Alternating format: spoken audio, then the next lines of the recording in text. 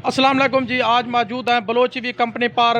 तो ये हमारी बलोच ईवी कंपनी की हाइब्रिड बाइक आप देख सकते हैं। इसके फ्रंट व्हील में जो मोटर लगाई गया है ये माशाल्लाह तकरीबन 70 से 90 किलोमीटर सफ़र करती है। तो ये हमारे भाई हैं, तो ऐसे बात करते हैं जो इसके अंदर ये चीज़ लगा रहा है।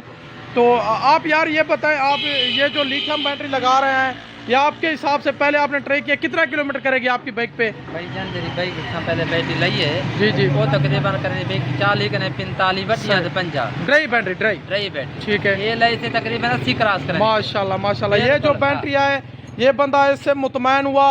पहले हमने इसको और शेप की थी लेकिन अब ये फ्लैट बैटरी दे रहे हैं तो ये इसके अंदर एडजस्ट कर रहा है। ये जो बाइक है ये हाइब्रिड बाइक है, इसकी सेटिंग की जा रही है।